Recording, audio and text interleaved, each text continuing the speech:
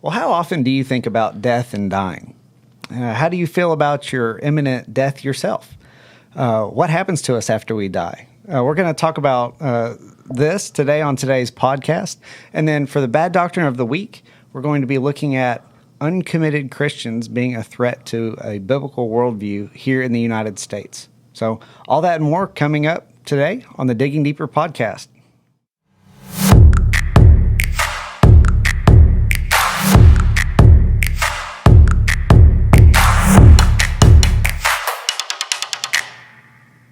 Well, hey, everybody, and welcome to the Digging Deeper podcast, where our goal is to take God's Word and to dig it a little bit deeper into our hearts from that past Sunday's sermon. My name is Jacob Belding, and I'm the Connections Minister here at First Baptist Azle. And I'm Michael Masterpaul. I'm the student pastor here at FBC Azle. That's right. We have Michael with us today, and then over on sound and video. What's up, everybody? This is Judah. That's right. We have Judah with us today. As usual, and he's doing a great job with all the audio-visual stuff. It's awesome. So before we really get going, first thing, before we forget, is be sure that you like, that you comment, subscribe to the video. That tells the all-knowing algorithm that you like this podcast, that you like this content, and you like to see more of it.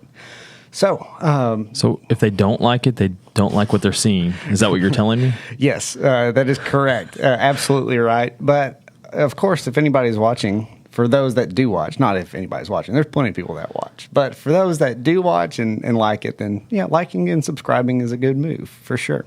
Is this global yet? It's got to be. I don't know why it wouldn't be.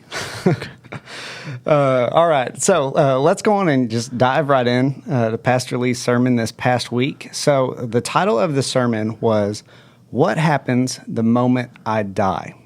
What happens the moment I die? And he made it very, very clear it's not, well, what happens when I die or what happens after I die, but like the moment that I die, what happens, right? So it's a question of timing. And Pastor Lee, he gave us a few things, first off, not to believe. We'll talk about those here in a little bit. But then he gave us 4 biblical facts about what happens the moment that we die. The first one is that everybody dies. The second is that at the moment of death, our life on earth is over. The third is that at the moment of death, our next life begins. And then the fourth one is just very, very clear on what happens the moment that I die. So to really kick this off, let's start looking at some of the things that we should not believe about what happens right after we die. So the first one that he mentioned is annihilation or annihilationism, which Pastor Lee explained is this is the agnostic sort of atheist approach that hey, you have no spirit, you have no soul, there's no eternity. What you see is what you get out of life. And that's it, right? When you die, the lights go out, and you just totally cease to exist. That's sad. Yeah, right. Isn't it a little depressing? It is depressing, right? And he even mentioned in his sermon that basically we're just like any other animal, right? When it's over, it's over. Which man, to kick it off was like, man, what about all my pets? Like, I've seen all dogs go to heaven, so I don't even think that floats with the animals. Right. Yeah, that's canonical now. All dogs go to heaven. We'll just add that into the into some of these layers of pop culture death ideas for sure. But yeah, the idea is we live, we die, and that's it. So one of the things that's kind of interesting about annihilationism and this sort of atheistic, agnostic view of death is, for them, they argue that, well, the fact that there's no life after death really makes life that much more special and meaningful here and now, which is kind of interesting, right? Do you have any thoughts on that or annihilationism? I'm sitting there thinking about the fact that there's nothing after. So you're just constantly, you don't know when you're going to die, and just one day the lights are off. It doesn't seem too hopeful. It doesn't seem like something that you want to believe or think that it was a reality, because I'm working towards my death. I don't know. It seems kind of weird. Right.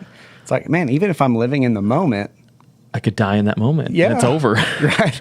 It's the YOLO. I don't know if the kids are really into that anymore, but there was that time where all the students and the kids, at least teaching at the high school, man, yeah, hashtag YOLO, man, you only live once.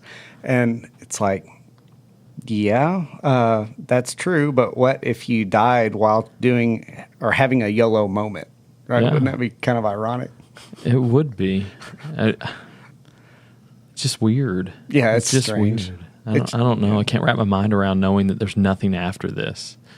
It just is. It makes things a whole lot sadder. It's like we're all Eeyore now. Why bother? I mean, it just. What is the point? Right. Well, there wouldn't be a point. Yeah, it's just okay. Yeah, I don't know. It's weird. Yeah, agreed.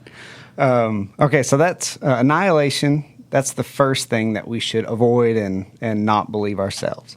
The second one that Pastor Lee mentioned was reincarnation. Oh, I like it. I want to be a bear when I die.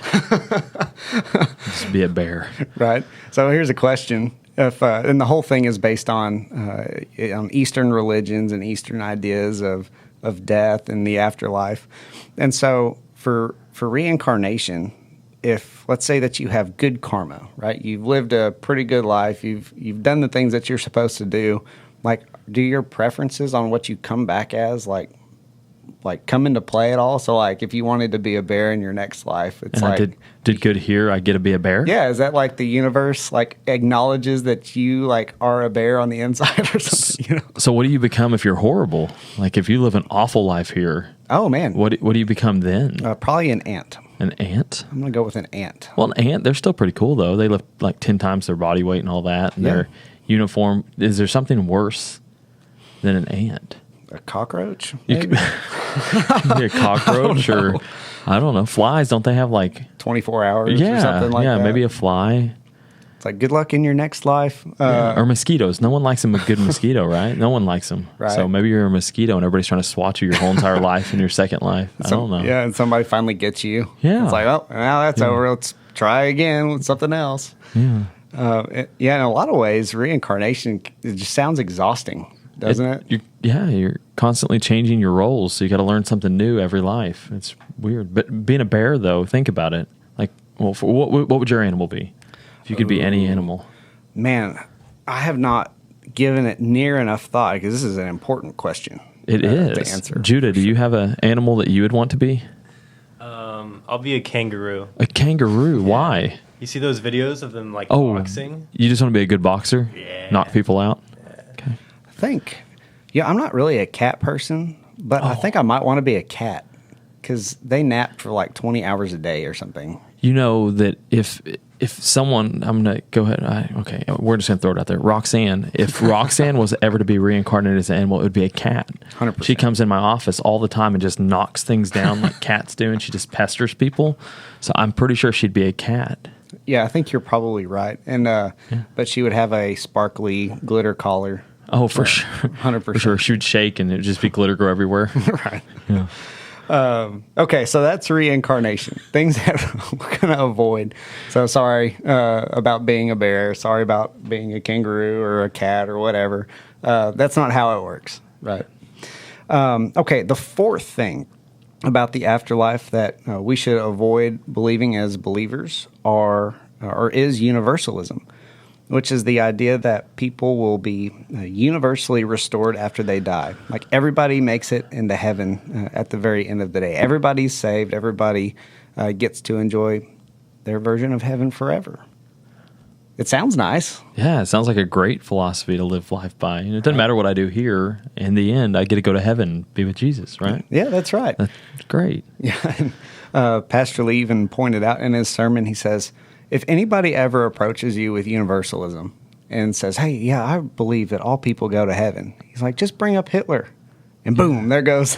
Well, because then they're like, wait a minute, no, I was better than Hitler. Why does he get to go where I'm going? Yeah, right? Yeah. Yeah, seriously. And Hitler was awful. I mean, he's hopefully, there's some sort of responsibility, right, Yeah. for the things that we do, right? And so universalism, Again, can you imagine the chaos with that theory, right? Why does anything matter? Why do I have to follow rules? Why do I have to have good morals? Why do I have to do anything? I just live how I want, and in the end, it's all cool. So if I want to hate this person or murder this person, whatever, it doesn't matter. In the other end, I get to be with Jesus. Yep. That's Woo. awful. Yeah, there's no accountability at all. Yeah. There's no judgment, and everybody just winds up in a happy place at the very end. So yes, basically it's like everybody gets a trophy, sort of a mentality. That's where we went wrong. Yeah. Just handing out trophies to everybody. Yeah, that's right. And which we don't do that with Upward. No, we don't. They don't. Only the winners. Yeah, that's right. Only the winners get trophies. Right. Yeah, well, first and second place. Yes. Yeah. Right. First and second out of like 4 teams, but that doesn't matter. Right? Yeah, it doesn't. Yeah. All right. So those are the 3 sort of main things that are beliefs about the afterlife that we should avoid: annihilation, reincarnation, and universalism. So let's go on and move into biblical facts. So Pastor Lee, he gave us 4 biblical facts that we should be sure to acknowledge and believe, and this will help us, right, as our own deaths draw near, or even when we experience the death of a loved one, or something like that. So the first one is that everybody dies. This one hit me hard. Yep. I was like, "What, Pastor?" It's, like when someone tells you that Santa Claus isn't real, and you're just like taken back because everybody dies. Wait, what? What are you trying to say about me? Yeah, exactly. Everybody dies, and So as I was listening to the sermon on Sunday, I'm like, man, I thought this was going to be a little bit more encouraging. Suddenly, I'm thinking about my own death all of a sudden. And so which brings up a good question. Michael, how do you feel about your imminent demise? I mean, I guess it's inevitable. I mean, but at the same time, I'd like to live a life worth living. And so knowing that one day I die, the way I feel, I want to make my life matter while I'm here. Yeah. And so when I think about the future of like, hey, one day I'm going to die, I want to leave a mark. I want to leave something behind to say, oh, okay, yeah, you helped, you changed lives, you did something, you influenced the world in some way. Mm-hmm. And so knowing that you die, hopefully that you're living that way. Mm-hmm. Not like, I got 20 more years, I got 30 more years, and pushing off the influence that you could have or the lives that you could change by saying, I got more time. Because in the reality, we don't. Everybody dies, and to add to that, everybody dies and you don't know when. Like, it could be tomorrow. It could be right now. You could drop dead right now, Jacob. Yes, I could. Yeah, or Judah. He could drop dead right now over there, running sound. Yeah, hopefully not. Yeah, I hope not, because I don't know how to stop it. Yeah, that'd be bad for the podcast. We'd be rolling for a good while. I guess we could just unplug it. Right. So everybody dies, right? And we all know this, but it always seems shocking to us in our culture, right? When you bring up death or dying, or you even have to, when you start to think about your own life and that there's the fact that there will come a day, whether it's today or however many years from now, today, tomorrow, or in the future, that we all die, right? But it's still shocking to us a little bit. Why do you think that is? Well, I was about to ask you that. Oh, well, I was flipping the question. I saw you coming at me, and I told you were going to lead this conversation, and so I was deflecting. So I do think it's a good question. I think in a lot of ways in our culture, we're pretty insulated from death overall. Especially growing up, I can count on one hand how many funerals that I went to. It wasn't very many. I think 1 or 2 by the time that I was like 10 years old, maybe. So it's not like death is like in our face all the time, right? Mm-hmm. Or even the way. So at a let's say that there's an accident, something happens, and somebody dies in that accident, like out in a public space, right? Well, as soon as paramedics or whoever it is that gets there arrives on the scene, like what's the first thing that they go and do after they check on the person and be sure that they are in fact dead at that point? Well, they go get a sheet and cover up the body so nobody else has to look, and and maybe there's more to that, like trying to be respectful of that person's family and things like that. But I mean, if you think about it, we're pretty insulated from death. I can't think. I mean, growing up, I was probably, I want to say 31 or something like that. I'd been to like 2 funerals. Like no one died around me, and the people that did die around me, it was kind of expected. Like they were older. They had, like, my grandparents had dementia, and so we knew there was something that we knew. They had a diagnosis. We knew there was an end in sight. But I think that a lot of it is the reason it's hard for us to deal with is that a lot of it's unexpected. Mm-hmm. Like, and maybe, I don't know why it's unexpected. Like, it's just, we just think that, hey, this happened so soon or so sudden. Right. And so it's different when you have someone that's in your life or someone that you know that you've been preparing for it because there was a diagnosis or something like that. And so you had time to wrestle with that idea. Mm-hmm. And for us, it's always like blindsiding because, they were 51, or they were, when my mother-in-law passed away, like she even had a diagnosis of cancer, and then she went into remission, and then shortly after that she passed away, and it was kind of a shock because she went into remission. So we just assumed, no, she's got another 50 years. Yeah. And that just wasn't the case. And so it was a shock. Mm-hmm. And so, yeah. Yeah, for sure. I agree. It can't be shocking, especially when it's we're not prepared. I think. Yeah, I think that's it. We just haven't prepared with the idea of losing that person. Mm-hmm. And we just expect, like even our parents, like they're going to live forever, right? Your mom and dad's going to live forever. My mom and dad's going to live forever. They're invincible. And then we realize one day, they're not. Mm-hmm. And it's hard to deal with. Yeah, for sure. So Pastor Lee, one of the things that he brought up, there was a scripture. It's Hebrews 9, verse 27 through 28. Michael, do you want to read that one for us? Yeah, it says, just as a man is destined to die once, and after that to face judgment, so Christ has sacrificed once to take away the sins of many people. Right. And so Pastor Lee makes the point that, hey, everybody dies, and that there is a day of judgment that's coming, right? And this is over against those other worldviews that say, no, nothing happens after you die, or after you die, you're reincarnated, or, hey, everybody gets into heaven, it's going to be great. No, there's pretty clearly, based on Scripture, going to be a judgment, right? Yeah. And we're all going to be judged. God's going to judge the things that we've done in our lives, and but at the same time, we're all sinners. God knows everything that we've ever done, or anything that we've ever thought, or anything we've ever said. But here, even in the same passage, right, it says that Christ has been offered once to bear the sins of many, and he's dealt with those sins for those who place their faith and trust in Him, which in the face of death is very, very encouraging. Oh, isn't yeah, it? Absolutely. To know that He's already paid the ultimate price for all your mistakes, and that is reassuring, especially when you know someone that's a believer.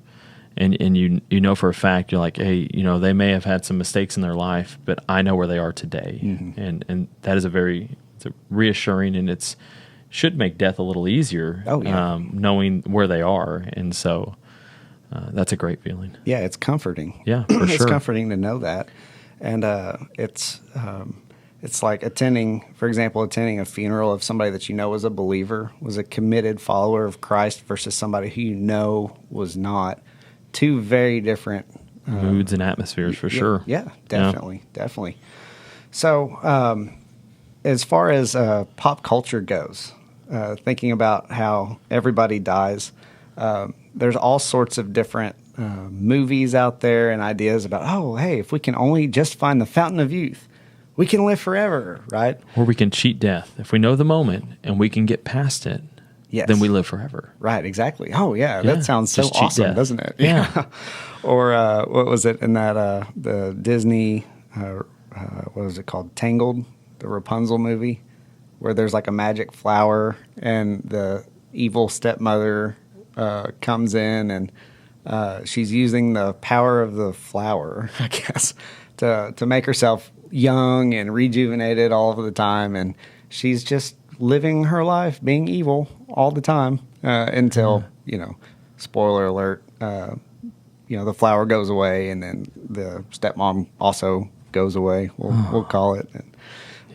What's the one with the glowing tree? Was that Avatar? What's the glowing tree? Like they had to go find the glowing tree to eat the thing to make them come back to life, but the tree only blooms at a certain time, and then they had to get it while it was in bloom. Gosh, what was that? I don't know. Judah, do you know that one? I have no idea. I'm starting to think. No. It was the movie, the Jungle Cruise movie. It had The Rock in it.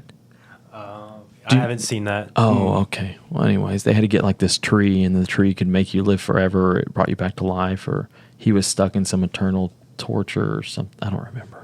Anyway, interesting, but crazy ideas. Yeah, same idea though. Yeah. Hey, man, wouldn't that just be great if we could live forever? We wouldn't have to worry about death or judgment or any of those things. Right? But could you imagine, like, if you wasted your whole life looking for the fountain of youth, like you spent your whole time worried about trying to live forever, that you died not finding it, and you wasted your whole life looking for it, and it's not real. Right.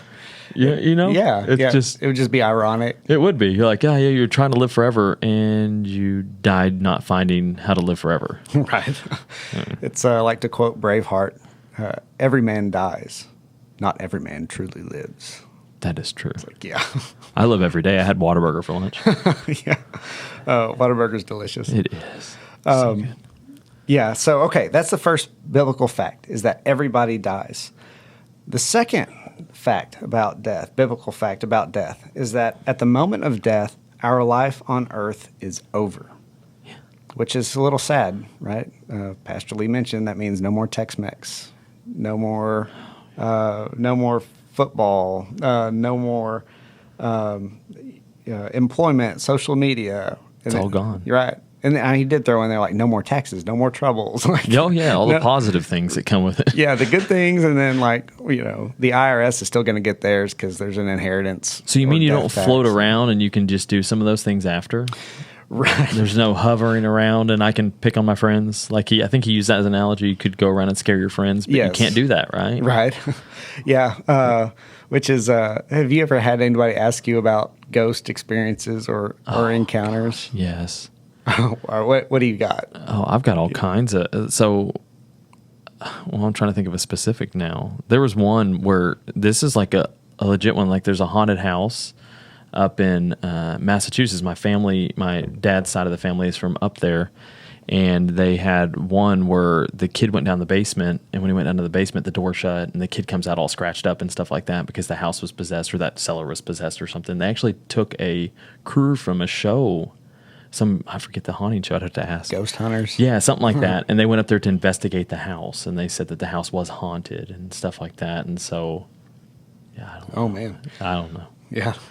I remember growing up one time, I was talking about ghosts and things, and my brother and I think we were in either middle school or high school, and my parents had bought my sister a new bed, and we were going to assemble it. But for whatever reason, we like to do those kinds of things like later, like in the evening or at night. And, for some reason, it's like, oh, it's bedtime. It's like, oh, it's time to start being creative. And things sounds like my children. It's bedtime, and they want to do everything they should have done all day. Yes. Yeah, that was us. And so the house that we lived in Weatherford was my great-grandmother's house. And then when she died, my parents bought the house from my grandma and my great-aunt. And that's where we moved into. And so I remember we were up late.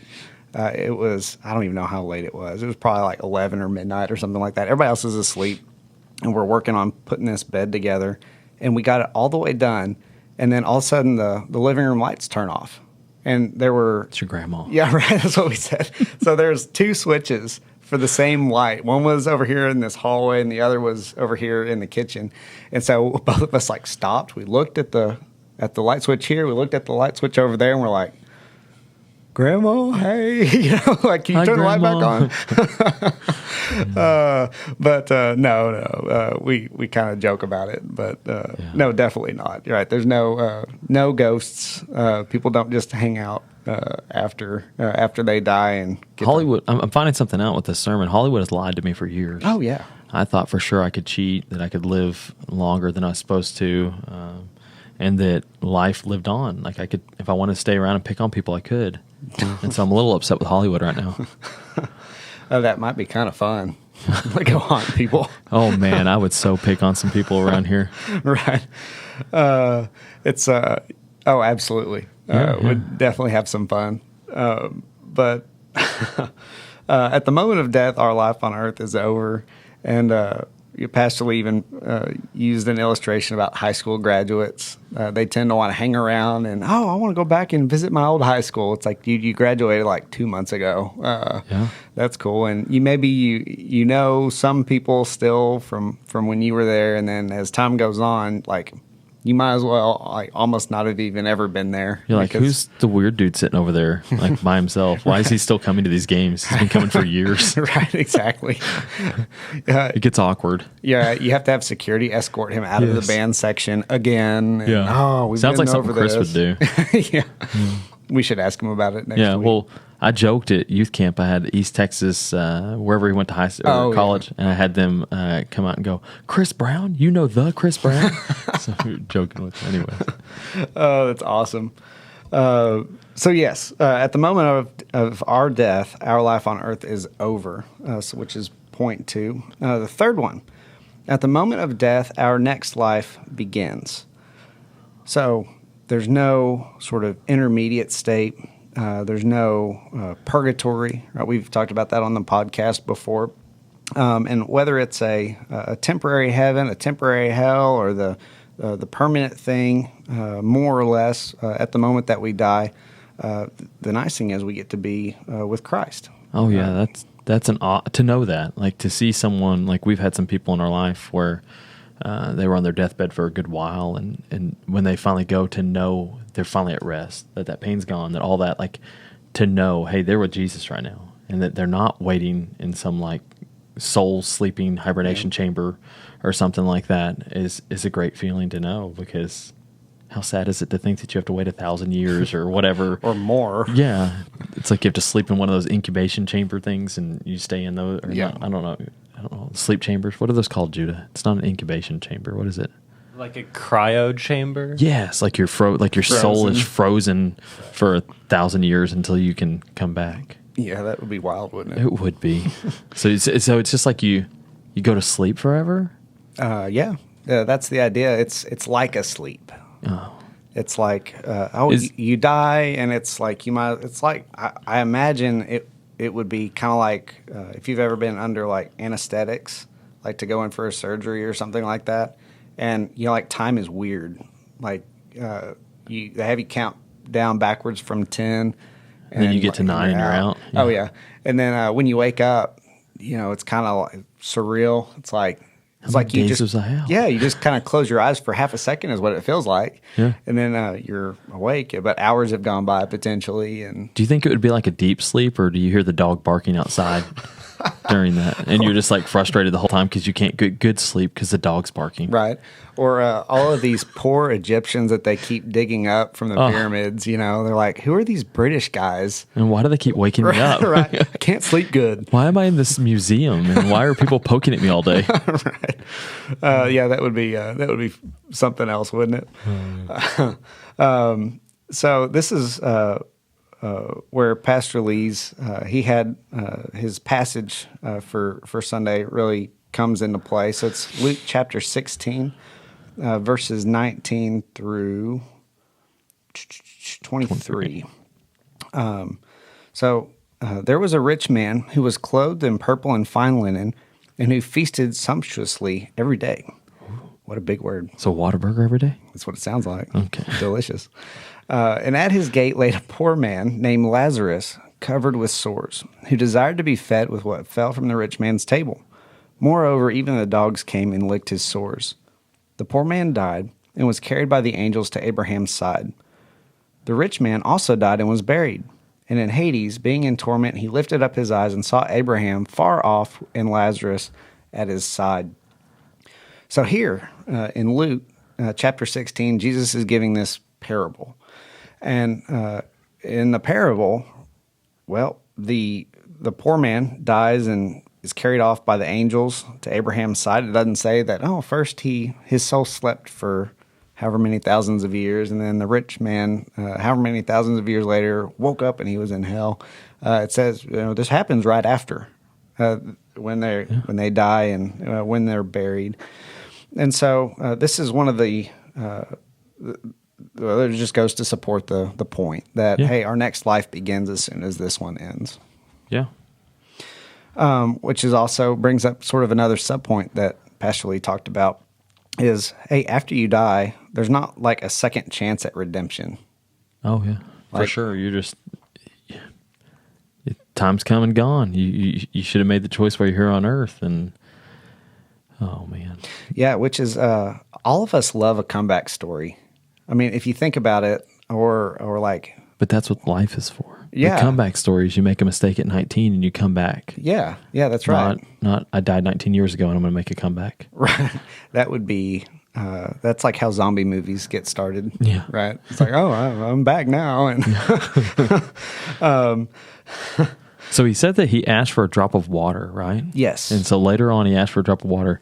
And Pastor said he'd ask for a sweet tea. What would be your choice drink here? Oh, Dr. Pepper. Dr. Pepper. Would you go? Okay.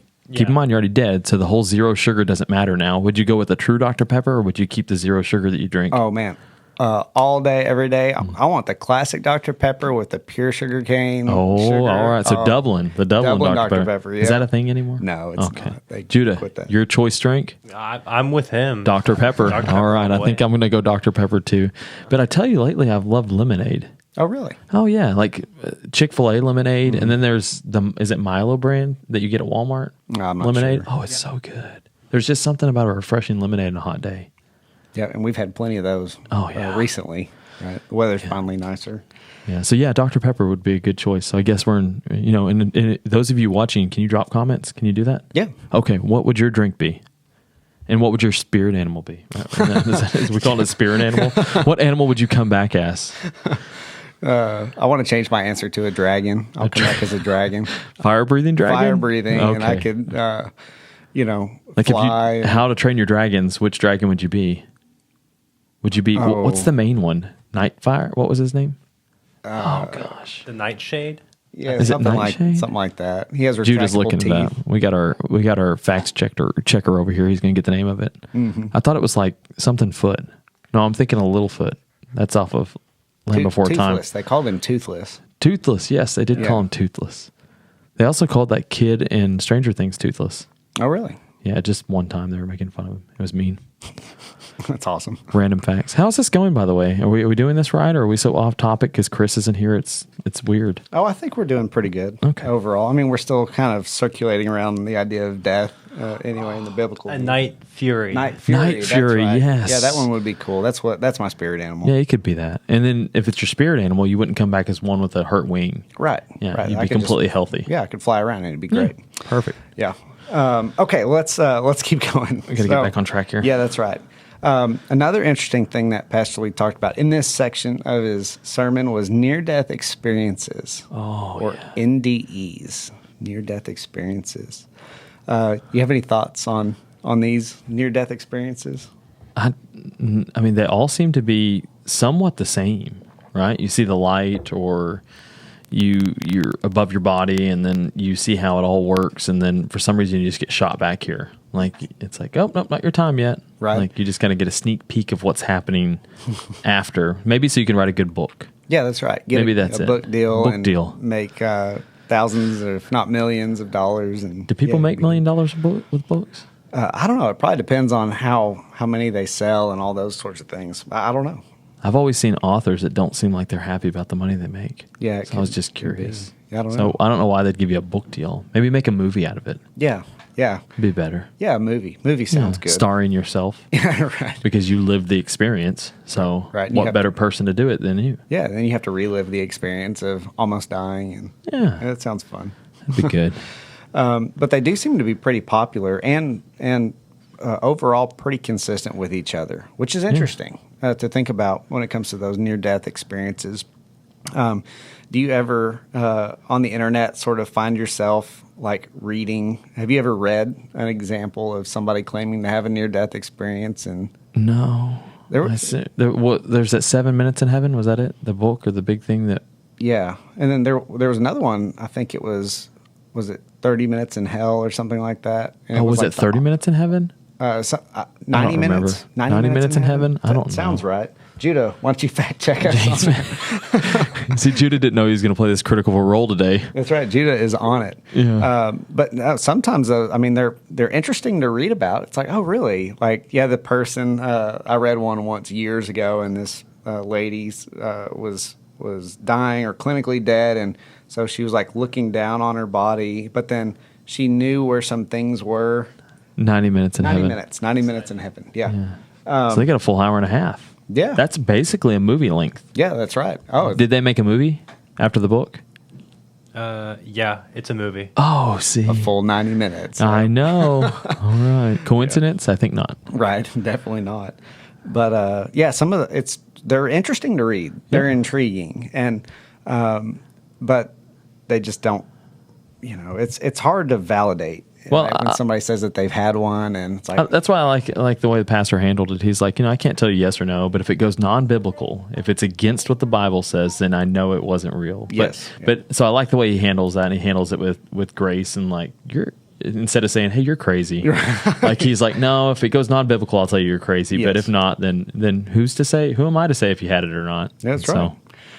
They are interesting, and they are a little bit of a phenomenon, a cultural phenomenon. Yeah, it seems like so. Okay, well, let's move on to the fourth biblical thing to note about the moment that we die, which is what happens the moment that I die. And the answer is that if we're in Christ, whatever happens will happen quickly. So Luke chapter 23, verse 42 and 43, the scene is the crucifixion. So Jesus he's up on the cross. He's between two criminals. At first, according to all four Gospels, it seems that both of them are mocking Jesus, and then one of the thieves that's there on the cross, he seems to repent. A light kicks on, and he realizes, whoa. He's like, what are we doing? He's like, hey, this guy's different. Yeah, he didn't even deserve this, but we did. Yeah. And so here's Luke 23, 42 and 43. And the thief, this is the thief. And he said, Jesus, remember me when you come into your kingdom. And he said to him, truly I say to you, today you will be with me in paradise. So he says, not someday you'll be with me in paradise, but today you'll be with me in paradise. And you got to love the whole story of the thief on the cross is extremely, it's just very encouraging, right? I mean, what did this guy know at the end of the day? Like, he had no chance to do anything good, right? So there goes any kind of works salvation at all, right? The guy was a criminal. He was a convicted criminal who was being executed by the Roman government. But man, he saw Jesus for who Jesus was. That's right. He made it. Yeah. Which is really, really incredible. And yeah, he's with Christ. It's what Jesus told him. Today, you will be with me in paradise. Have you heard a lot of that when people, like, they're on their deathbeds and they make the decision, I'm going to trust Jesus right here on my deathbed? It's kind of they're kind of cool stories in the fact that they're coming around and they're realizing I'm not invincible. All the things I did were wrong, and I guess death has a way of doing that to you, and you're like, oh no, this is the end. And then they're like, Jesus, and so Jesus is real. This is a real thing, and so it's cool to see, and it's cool to see the thief here is like, yeah, this guy's different. He's the real deal. So yeah, absolutely. And yeah, sometimes it takes those sorts of life moments, right, to sort of jolt people awake to that reality. And that's definitely a way that God can work. And I've heard of that. Just the other day, we were listening to someone that was a testimony of someone that was at 9/11. They were on the 60-something floor of the Twin Towers. He gets out, and he said it changed his life. Mm-hmm. Like, he realized, oh, man, life is a gift. And he realized, God put me here. I have a purpose, and I wasn't living up to that purpose, and I don't want to do that anymore. Mm-hmm. And that's cool. So, yeah. So yeah, absolutely. I mean, that's got to be a sobering reality to realize, like, hey, if I was just a few floors higher, it's over. I wouldn't be here today. Yeah, which is it's pretty crazy to think about. And so, what happens the moment that we die? First, if we're in Christ, it happens, or whatever happens will happen quickly, right? There's no lull in the time, and then we're all in God's hands at the end. So Luke 23:46, later on in that very same chapter, Jesus, calling out with a loud voice, said, "Father, into your hands I commit my spirit." And having said that, he breathed his last. So there, Jesus was placing his own spirit into the Father's hands. And then later on in Acts, this was the same way with Stephen, the first martyr. So he looks and sees God the Father, and Jesus is there at his right hand, and he says, "Jesus, receive my spirit." And so that even is very, very encouraging, right? And there's even lots of other parts of Scripture too that talk about the saints, for example, being in God's presence in one way or another after death and before the second coming. Like Revelation, for example, there's I think it's Revelation 6, where they're opening the seals, and I think it's the fifth seal, where John looks and sees all of the people who've been martyred for Christ. They're there under the altar, which really just goes to show that they were martyrs, in fact, and they're communicating. They say, "Oh Lord, how much longer until you avenge us?" and those sorts of things. And so even there's clearly no soul sleep. No. Right, and they're there at least close enough to God that God can hear them, right? Yeah. It's not like they're unconscious in some way or something like that. Anyway, so this at the end of the day really shows our need for Christ, shows our need for forgiveness and for redemption. The whole topic of death, right? I think it's reassuring. This whole message is like kind of started off, like you said, doom and gloom. Yeah. We all die. Yeah. But in the end of it, like when you look at the truth about death, it should be reassuring to us to know, hey, how this whole thing is handled is like when it's all said and done, you do die, but here's what's happening. And then the fact that in the end you're with Jesus. Yeah. That's a good day. Right. And so Could be a lot worse. it could be for sure. Yeah. But yeah, the just thinking about that day when we do get to see the Lord and get to be with Him, then that's really the first day of forever in a lot of ways for believers, right? There's other things that'll happen, but man, talk about hope. And whereas those who aren't believers, right, there is no hope, right? Like the annihilation business, and it just sounds depressing. Oh yeah, but I tell you what, this puts like a fire under you to want to go out and tell other people, Mm-hmm. like because there's people that don't know Jesus and they're headed for eternal hell, and you're like, oh no, like how, like even the person I like the least in this world, I wouldn't wish that upon them. And so it's the idea of like, man, this is all great stuff, but now I've got to go tell someone else so that no one else spends eternity anywhere other than with Jesus. Right. And so hopefully it acted as somewhat of a witnessing. Man, we got to tell the world. Yep. Because the world needs to know about what happens so that they understand as well, and they can accept this love that Jesus has offered to us. And so to me, that's what it did to me most of all. Is at the end of this, I'm like, I've got to tell others. Yep. And I need to tell others now because there's no guarantee. Yeah, that's right. We're not guaranteed tomorrow, and neither is anybody else. Yeah. So there you go. All right. Well. All right. Well, we're back, and one of the points in the sermon was what? That everyone dies? Yep. Well, it's true about cameras too, because that camera just died. And so Judah had to do some magical things and make a new camera. He built that camera. Yeah, he did. And he did a great job. So now that we're back. Yeah, we're back. Yes, it's beautiful. Let's go on and recap the sermon, and then we'll move into our bad doctrine of the week. So again, the sermon is titled, "What Happens the Moment I Die?" Pastor Lee gave us 3 things what not to believe. First one was annihilation. The second was reincarnation. And the third was universalism. 3 things to avoid. And then he gave us 4 biblical facts about death. First one, everybody dies. The second, at the moment of death, our life on earth is over. Number 3, at the moment of death, our next life begins. And then finally, what happens the moment I die? We're in God's hands, and we get to be with Christ. So yeah, that's the sermon in a nutshell. So let's go on and move into our bad doctrine of the week. All right, you ready for this one? I'm ready. All right. So there was a survey that the Barna Research Group did, And there's an article on the Christian Post, and it's called Uncommitted Christians Causing Catastrophic Decline in Biblical Worldview in America. Okay. So, and the sort of headline there sort of provides a little bit of the research people's interpretation as to what's going on. But I'm going to want to read off some of these statistics that they found, and then we can sort of talk a little bit about it and what we think. So, the survey found that just 2% of parents with children under 13 were found to have a biblical worldview, while 94% had embraced syncretism, which is like a hodgepodge mixture of competing and often conflicting worldviews.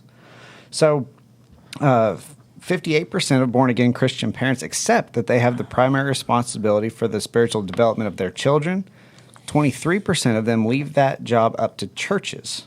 And research shows are increasingly unreliable sources of biblical worldview training.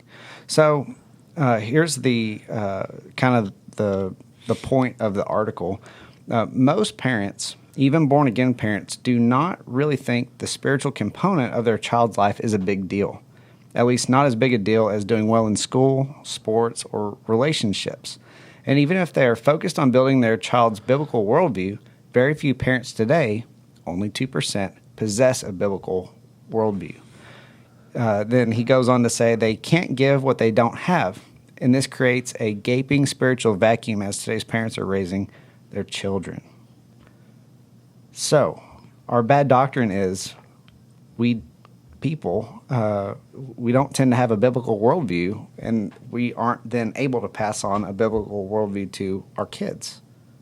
Do you have any thoughts, any initial sort of reactions to this one? Man, I think that explains why the culture is the way it is. If these stats are real, it explains a lot.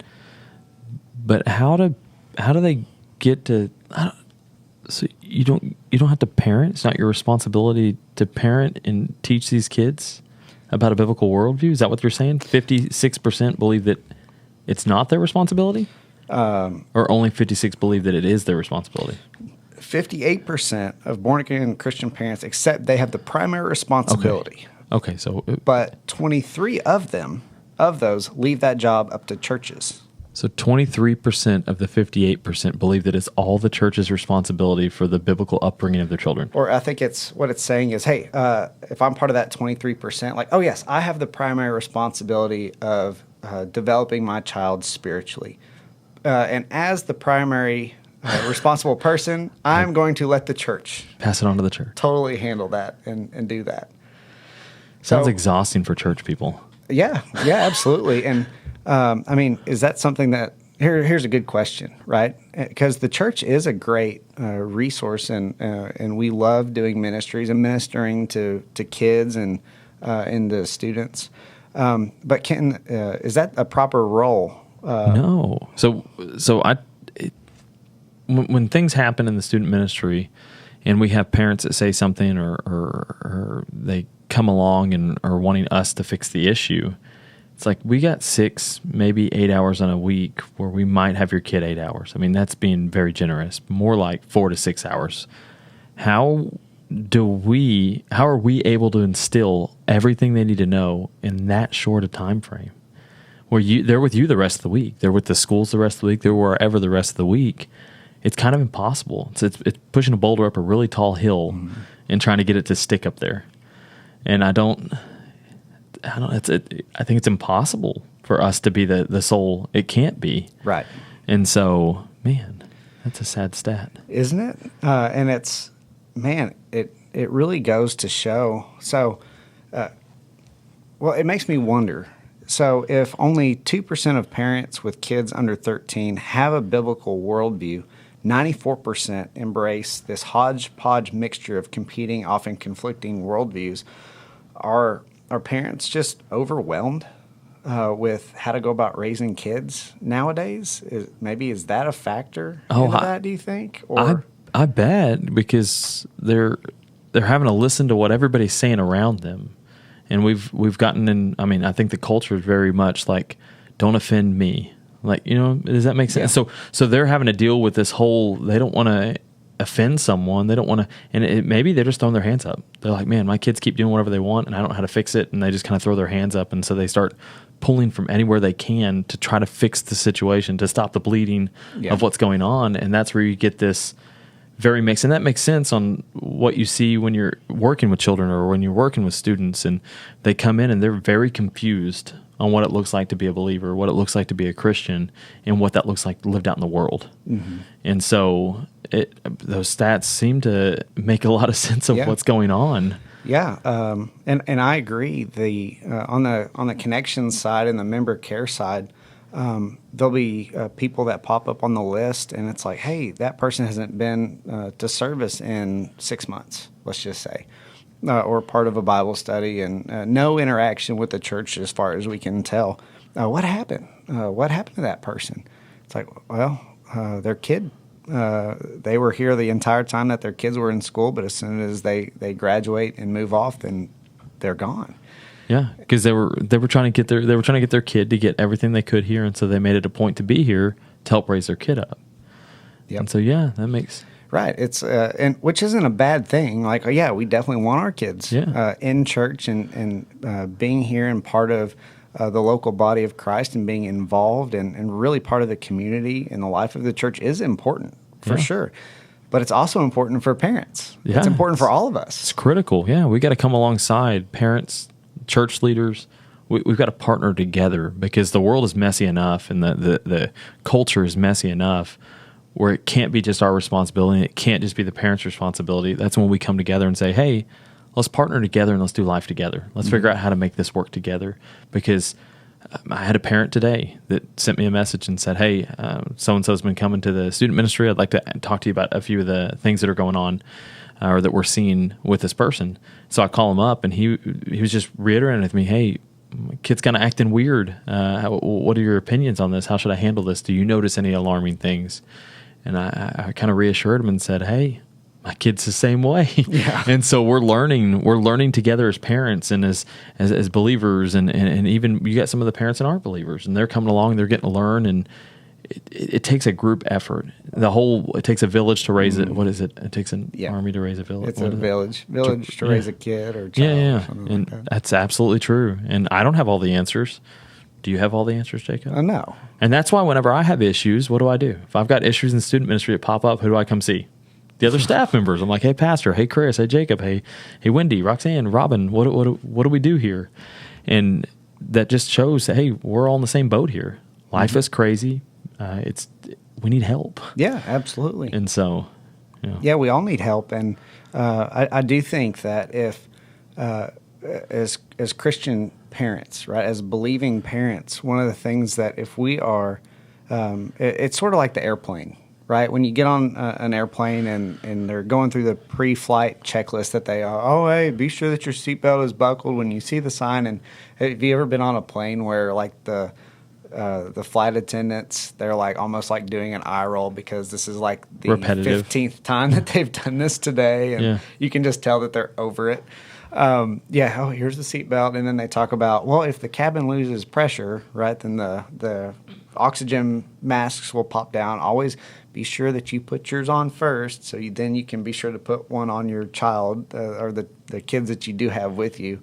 I think it's similar. I think this is right. If we as parents are taking on the primary responsibility of the spiritual development of our kids, as we should, right, we have to be sure that we're being fed at the same time so we can do that effectively. Oh, right? Yeah. It's important that and that's why we do like the parenting conference. Yep. It's just a tool and a resource for you to be fed on how to handle situations that are raising in your home. And it's the same way, coming to church and you being fed as well. And that's why it's important for our student leaders that are in our group. We tell them, hey, you got to be plugged into some small group or something somewhere because you have to be fed too. It can't just be you helping students all day long or you doing that. You got to be being fed as well so that you are in a right place to be able to help out these other people. And it's important that parents should be being fed as well. And so, I agree. Absolutely. So, all right. So that's our bad doctrine of the week. Uncommitted Christians causing catastrophic decline in biblical worldview in America, according to the Barna Research Group. So, but I think we solved that problem, didn't we? We did. Yeah, we Yes. fixed it for you. You're welcome, Barna. Yeah, that's right. Yeah, problem solved. Check. Yeah. So, all right. Well, that is our podcast for this week. We really appreciate everybody watching and joining us. Don't forget, if you haven't done it already, you can like, subscribe, leave a comment here on this video. And that means that you get to, first off, we love reading the comments. And then second off, you'll get updates on when the next video comes out and drops and those sorts of things. So again, thank you very much for joining us, and we'll see y'all next time.